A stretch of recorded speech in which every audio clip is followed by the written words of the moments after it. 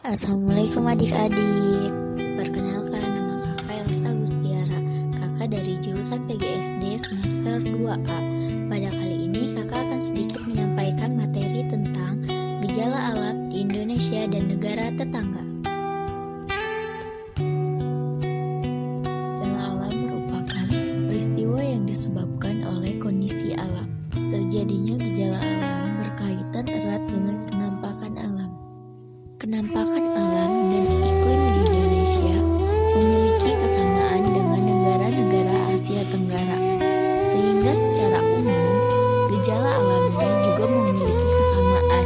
Misalnya, gejala alam berupa gempa bumi dan banjir yang sangat sering terjadi di negara kita, juga sering terjadi di negara tetangga seperti Filipina dan Thailand.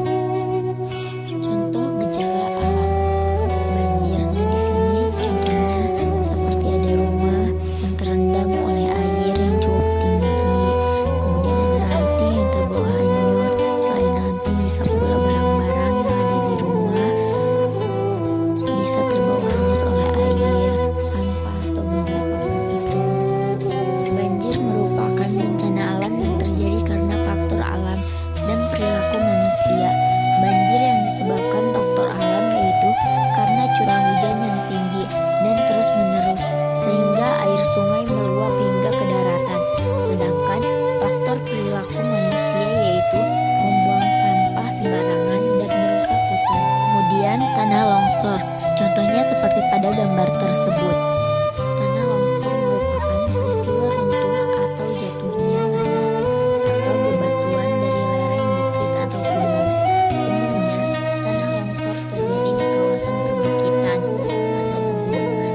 Tanda-tanda sebelum terjadinya tanah longsor yaitu hujan berlangsung lama, muncul suara dan getaran kecil di atas lereng.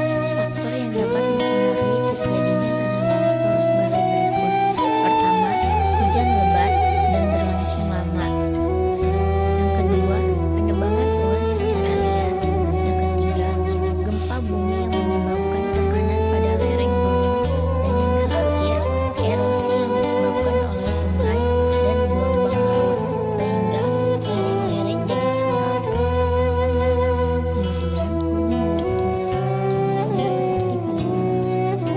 Gunung yang dapat meletus adalah gunung berapi yang masih aktif. Gunung api yang meletus merupakan gejala alam vulkanik.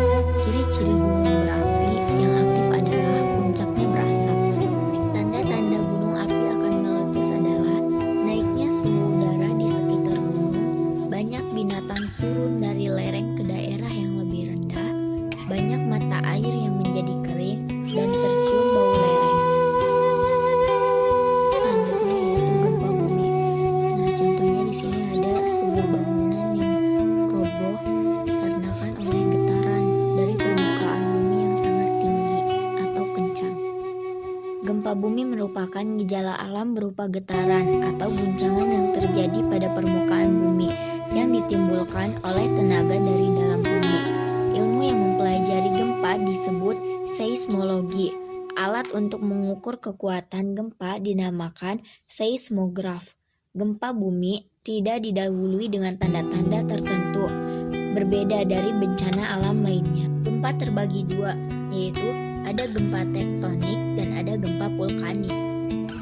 Gempa tektonik adalah gempa yang disebabkan oleh pergeseran lempengan permukaan bumi. Sedangkan jika gempa vulkanik merupakan gempa yang disebabkan oleh aktivitas gunung berapi. Selanjutnya yaitu tsunami. Tsunami berasal dari bahasa Jepang, yaitu tsu yang artinya pelabuhan dan nami artinya gelombang. Jadi, tsunami berarti gelombang besar di pelabuhan.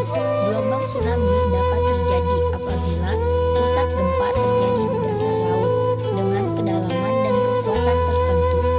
Selain disebabkan karena gempa tektonik, tsunami juga dapat disebabkan oleh tanah longsor di dasar laut, jatuhnya benda langit seperti meteor ke dalam laut, dan juga karena letusan gunung berapi.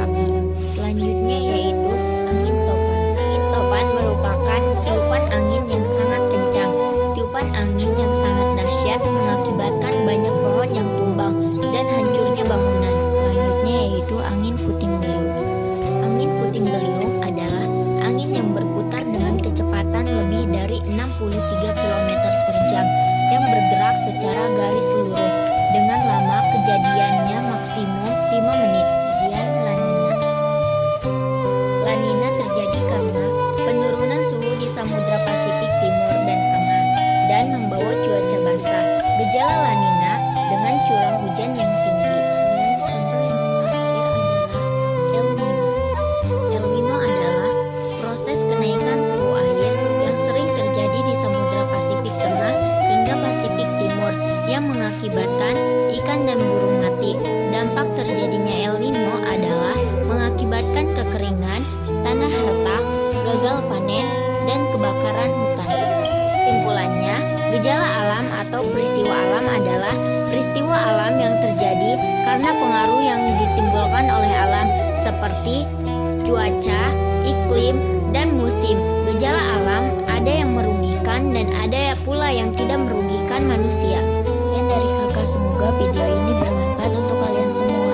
Jika ada kesalahan dalam bentuk apapun itu, mohon dimaafkan. Terima kasih telah nonton video ini sampai selesai. Wassalamualaikum.